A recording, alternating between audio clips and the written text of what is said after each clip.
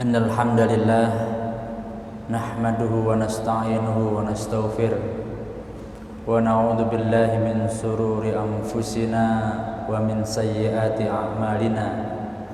Man yahdihillahu fala mudilla lahu wa man yudlilhu fala hadiyalah.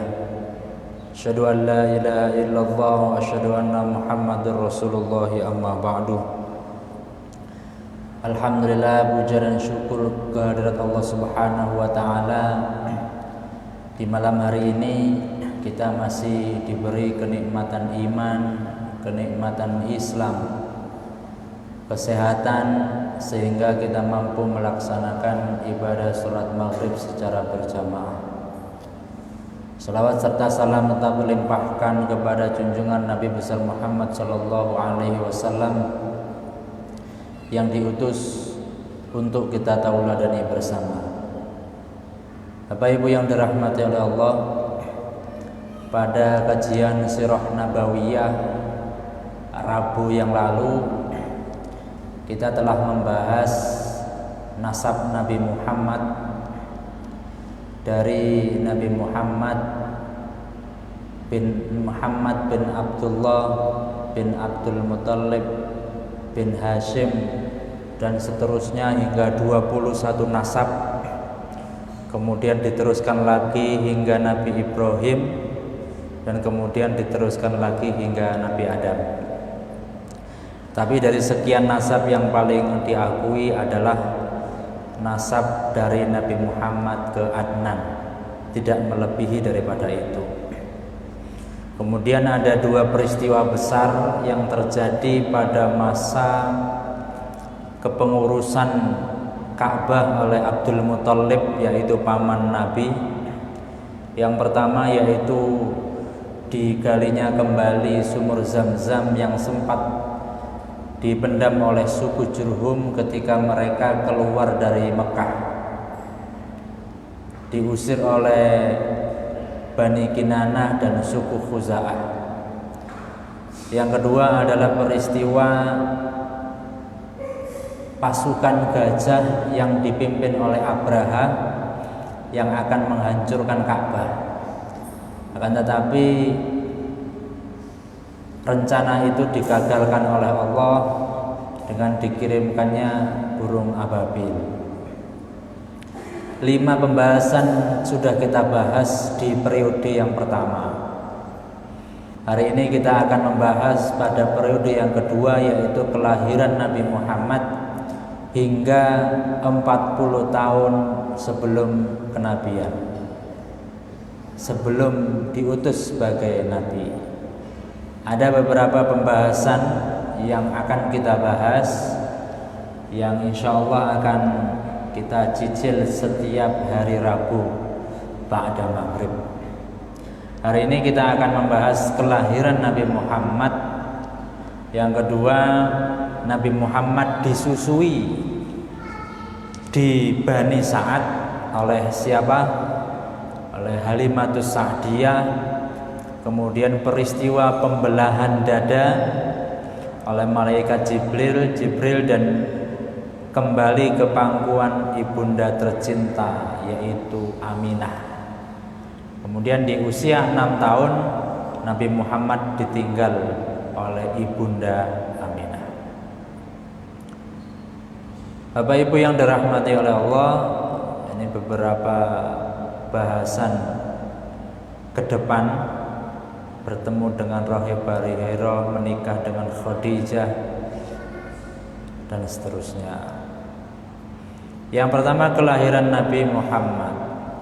Nabi Muhammad lahir hari Senin 12 Rabiul Awal 571 Masehi.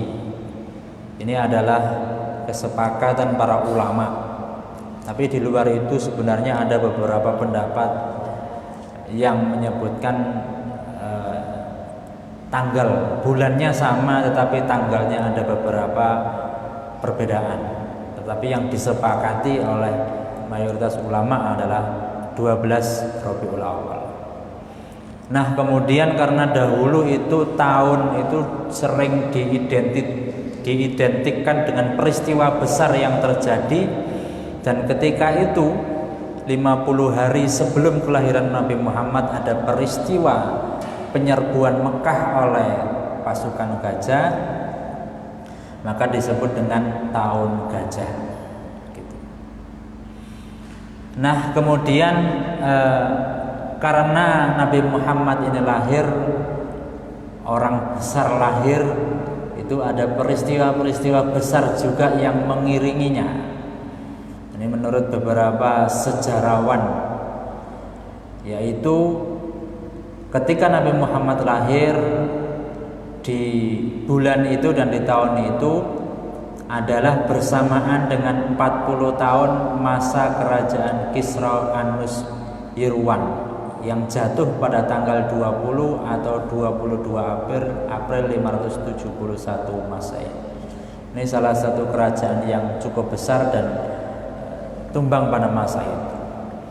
Kemudian diriwayatkan dari Ibnu Sa'ad bahwa ibu Rasulullah atau Aminah ketika melahirkan Nabi Muhammad itu melihat cahaya yang memancar dari kemaluan beliau dan menampakkan istana Syams.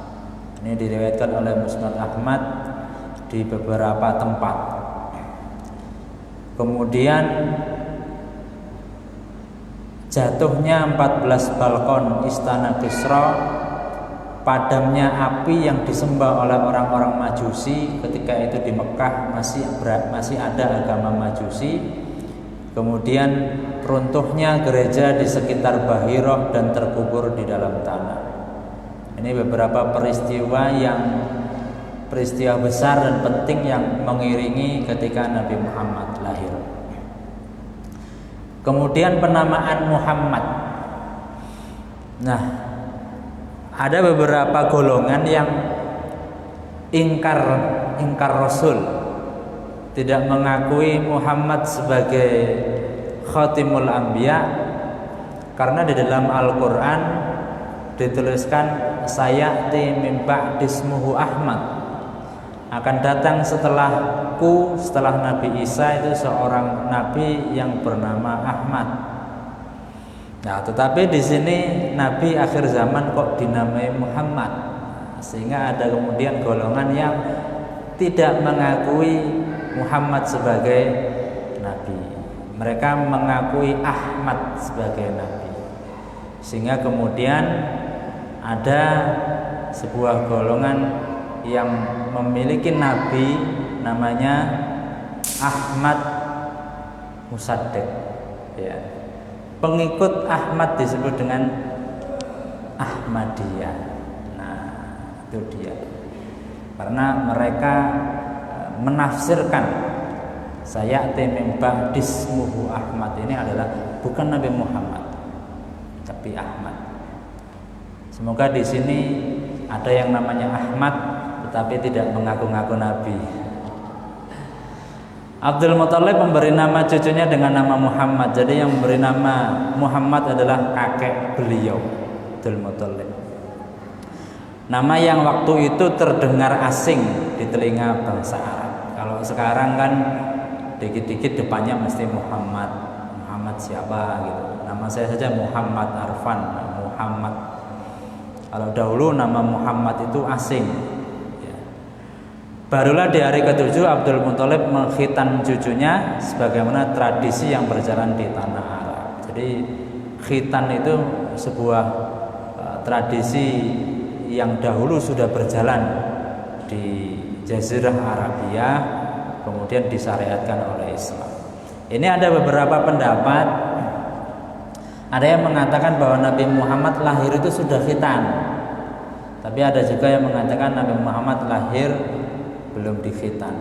Yang mengkhitan ya di usia 7 hari setelah kelahiran Nabi Muhammad. Yang menyusui Nabi Muhammad. Jadi begini, dahulu di Jazirah Arabia, kalau sekarang mungkin yang menyusui kan ibunya sendiri. Tidak ada kan bapak ibu yang punya anak, ibunya masih bisa nyusui kemudian disusukan kepada tetangganya, itu tidak ada. Kalau dahulu orang Arab itu justru mencari orang lain untuk menyusui, khususnya anak-anak yang lahir di kota. Nabi Muhammad lahir di Mekah, termasuk wilayah kota ketika itu. Kemudian mencari wanita yang bisa menyusui selain ibunya. Wanita yang pertama kali menyusui Muhammad setelah ibunya, ibunya hanya 1 minggu, yaitu Suwaibah. Suwaibah itu adalah budaknya Abu Lahab, yang kebetulan juga saat itu menyusui putranya Masruq. Jadi nanti ada banyak saudara sesusuan nanti ya. Sebelumnya Suwaibah juga telah menyusui Hamzah ya, Hamzah pamannya Nabi bin Abdul Muthalib, atau Salnah bin Abu Asad al-Makhzumi. Jadi Hamzah pamannya Nabi itu saudara sesusuannya Nabi. Nanti kita ketahui siapa saja yang menjadi saudara sesusuan. Kemudian setelah Suwaibah baru kemudian dialihkan kepada seorang wanita bernama Halimatus Sa'diyah. Halimatus Sa'diyah ini yang agak lama menyusui Nabi. Nah, jadi kebiasaan yang berjalan di kalangan bangsa Arab yang tinggal di perkotaan, mereka mencari wanita untuk menyusui anak-anak mereka. Apa maksudnya? Untuk menjauhkan mereka dari penyakit perkotaan. Apa penyakit perkotaan itu? Ya hedonisme, ya banyak penyakit mungkin kalau orang-orang desa itu kan masih steril gitu ya. Di satu sisi ingin menguatkan fisik, ingin menjadikan syaraf lebih peka, kemampuan bahasa Arab yang lebih fasih dan seterusnya. Kemudian wanita yang menyusui Nabi setelah Suwaibah tadi budaknya Abu Lahab, yaitu Halimatus Sa'diyah. Nah, ini ada beberapa saudara sesusuan Nabi tadi, karena satu wanita itu bisa menyusui banyak bayi, ya, banyak bayi, ya, sehingga akan banyak saudara sesusuan. Nah, saudara sesusuan Nabi yaitu Abdullah bin Al-Haris, Anisa binti Al-Haris, Huzaifah binti Al-Haris. Kemudian paman beliau Hamzah bin Abdul Muthalib juga menyusui di Halimah. Jadi Hamzah ini menjadi saudara sesusuan Nabi dari 2 jalur, yaitu jalurnya Suwaibah sama jalurnya Halimatus Sa'diyah. Kenapa? Karena Nabi menyusu di Suwaibah juga menyusu di Halimah Sa'diyah. Jadi Hamzah ini menjadi saudara sesusuan Nabi dari 2 jalur. Kemudian ini sudah Halimatus Sa'diyah itu kan dari desa. Halimatus Sa'diyah bersama teman-temannya ini pergi ke kota, ke Mekah, untuk mencari anak susuan. Jadi saling membutuhkan. Orang yang punya anak pengen nyari ibu susuan, seorang ibu di desa pengen nyari anak susuan supaya apa? Supaya dapat uang. Jadi kalau ada ibu yang mau ngasihkan anaknya untuk disusui, itu bukan majanan, bukan gratisan, tetapi bayar. Maka Halimatus Sa'diyah dari desa dengan beberapa temannya pergi ke kota untuk mencari anak susuan. Halimatus Sa'diyah bersama dengan suaminya, bersama dengan anaknya yang masih disusui, itu naik unta dan naik keledai. Ya. Unta yang dinaiki itu sudah tua, bahkan air susunya tidak bisa keluar. Halimatus Sa'diyah itu susunya itu juga nggak bancer. Kalau dibuat nyusui anaknya itu keluarnya sedikit, sehingga anaknya itu jarang bisa tidur nyenyak. Karena apa? Tidak pernah bisa kenyang ketika disusui Halimatus Sa'diyah. Lah gimana Halimatus Sa'diyah mau nyusui anaknya orang ya? Kemudian keledainya itu karena ditumpahi bawaan yang banyak sehingga jalannya itu timi-timi gitu ya. Halimatus Sa'diyah selalu berada di barisan paling belakang, teman-temannya sudah di depan. Bahkan sempat diajak, itu keledai kamu itu loh kasihan, sudah nggak dikasih makan atau bagaimana itu ya. Sesampainya di kota Mekah, teman-temannya sudah dapat anak susuan. Teman-temannya tidak mau menerima Muhammad sebagai anak susuan. Kenapa? Karena Muhammad ini kan lahir dari orang miskin ya, sudah ayahnya tidak ada, kemudian tinggal ibunya, sehingga Aminah ketika mencari ibu susuan, ini ibu susuan pada menolak, sehingga mengatakan apa yang kita dapat dari dia, paling ngasih uangnya sedikit nah gitu. Sehingga kemudian semua temannya Halimatus Sa'diyah sudah dapat anak susuan, tinggal Halimatus Sa'diyah yang tidak dapat anak susuan.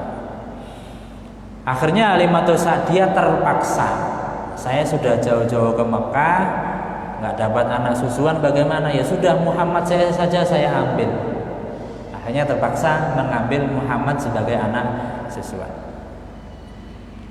Nah, dia mengatakan dia anak yatim, apalah yang bisa kami dapatkan dari ibunya ataupun kakeknya yang telah renta bila kami mengambilnya sebagai anak susuan. Nah, semua kawan-kawanku menolak bayi milik Aminah lantaran ia anak yatim, karena memang kami berharap ada upah ya, karena mencari uang yang lebih yang diberikan oleh ayah bayi kepada kami. Nah, demi Allah aku tidak ingin kembali bersama kawan-kawanku tanpa membawa bayi susuan. Aku akan pergi ke rumah Aminah dan mengambil anak yatim itu sebagai susuanku. Akhirnya diambillah Muhammad. Setelah Muhammad diambil, ini banyak keberkahan yang timbul. Air susunya Halimah yang awalnya tadi untuk nyusui anaknya itu anaknya tidak pernah kenyang, ini dibuat nyusui Nabi Muhammad. Nabi Muhammad kenyang, dibuat nyusui anaknya, anaknya juga kenyang. Bahkan saking kenyangnya, anaknya Halimah dan Muhammad tidur itu sangat pulas sekali. Halimah mengatakan, saya tidak pernah melihat anak saya tidur sepulas ini karena kekenyangan minum susu. Kemudian unta tua Halimah yang waktu pergi itu susunya tidak ada, bukan susunya tidak ada, isinya, kantong susunya itu kempis. Ketika pulang itu sudah penuh dengan susu yang kemudian bisa diperas dan diminum oleh Halimah dan suaminya sampai kenyang juga. Tidak tahu siapa yang pernah minum susu unta. Kalau susu kambing Ottawa mungkin banyak di sini ya. Tapi kalau susu unta tidak ada. Nah, di sana diminum. Ya, jadi pulang itu minum susu unta sampai kenyang. Keledai yang dinaiki tadi itu yang timi-timi gitu ya.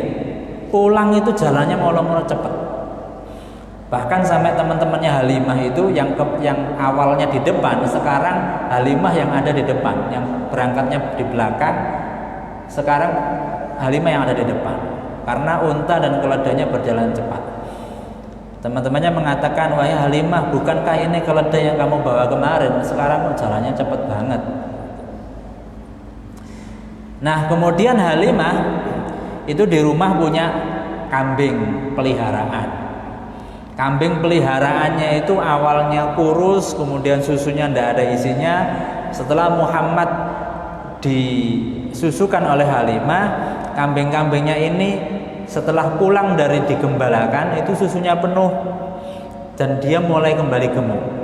Sampai tangga-tangganya bilang, gembalakan saja kambing kita di tempatnya Halimah mengembalakan kambing. Jadi kalau mengembalakan kambing di lapangan sana, gembalakan di sana, mungkin rumputnya itu bagus. Tapi ternyata pulang susu kambing yang lain itu masih kempis, hanya susu kambingnya Halimah yang berisi susu yang banyak. Nah, ini hanya ilustrasi. Nah, ini unta tuanya tadi yang susunya kempis jadi gemuk, gitu ya. Ini keledainya tadi, keledai itu ya memang khusus untuk dinaiki barang bawaan.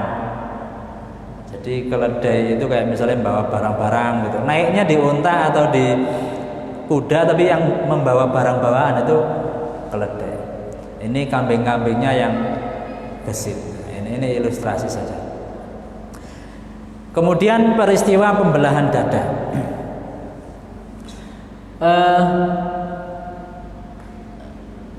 Pembelahan dada ini terjadi pada usia 4 tahun.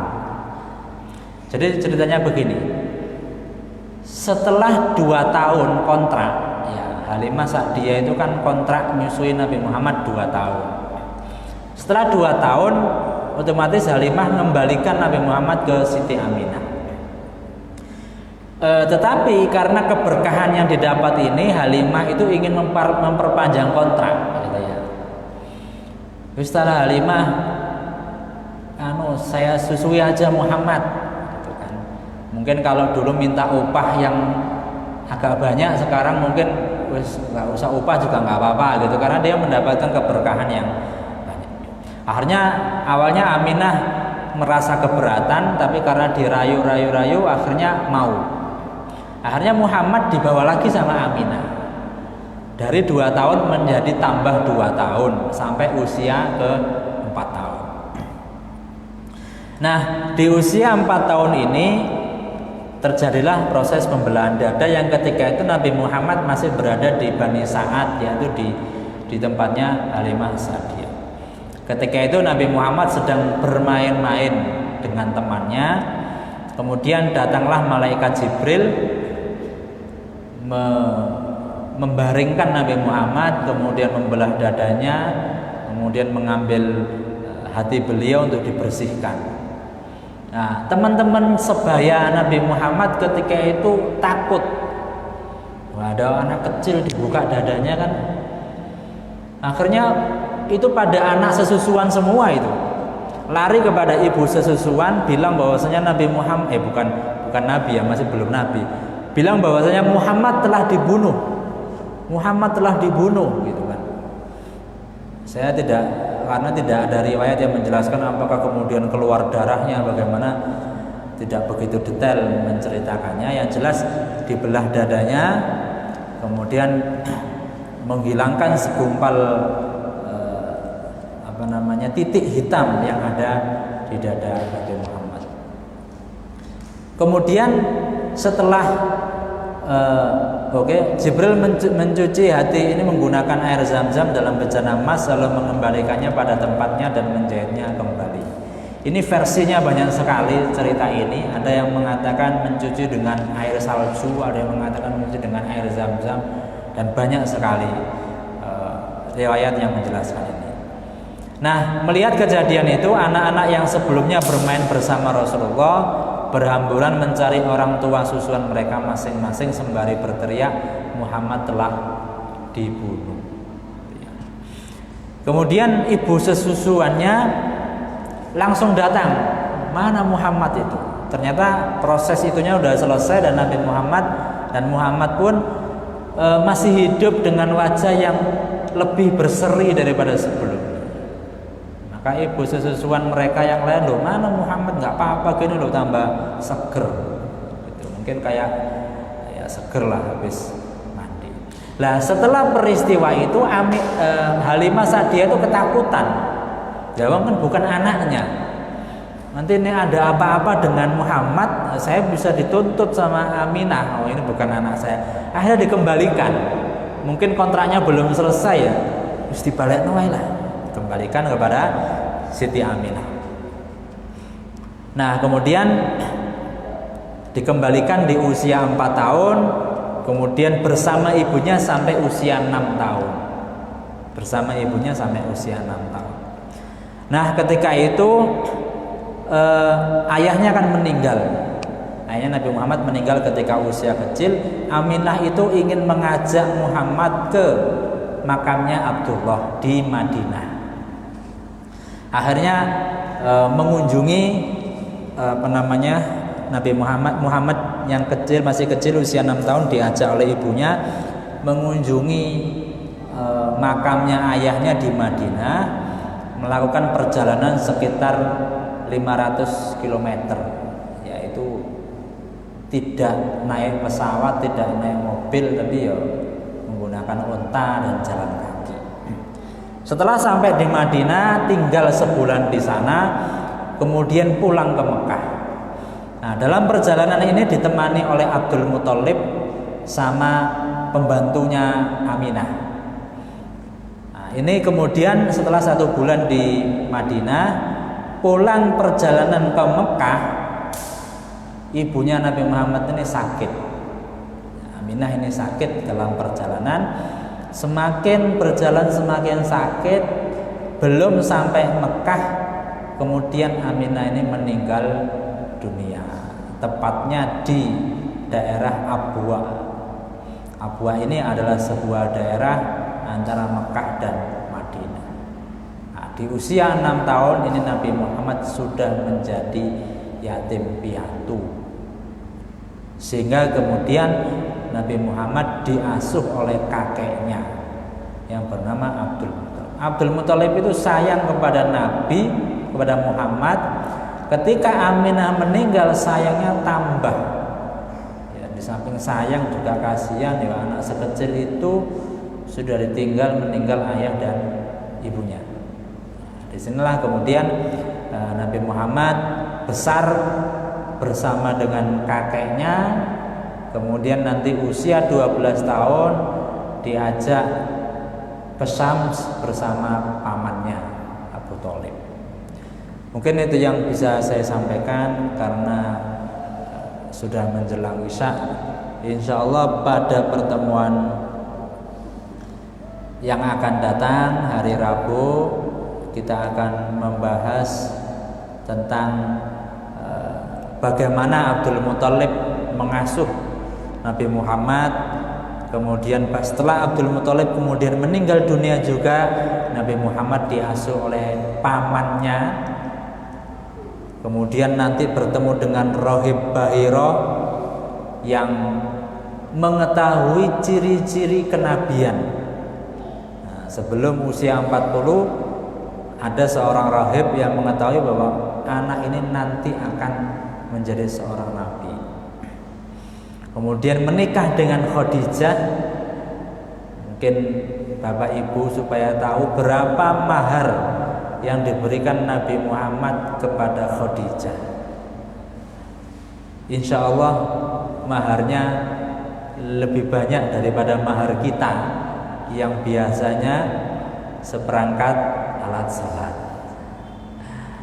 Insya Allah lebih mahal daripada itu. Jadi Nabi Muhammad itu sejak kecil sudah diajari dagang. Bahkan kemudian dengan Khadijah berdagang. Artinya di usia 25 tahun nanti Bapak Ibu bisa melihat Nabi Muhammad sudah mampu memberikan mahar yang sekian besar. Makanya saja Nabi Muhammad itu ya sugih gitu ya. Tapi karena perilakunya yang sederhana. Karena perilaku Nabi Muhammad yang sederhana. Mungkin itu yang bisa saya sampaikan. Kurang lebihnya mohon maaf. Wabillahi taufiq wal hidayah. Assalamualaikum warahmatullahi wabarakatuh.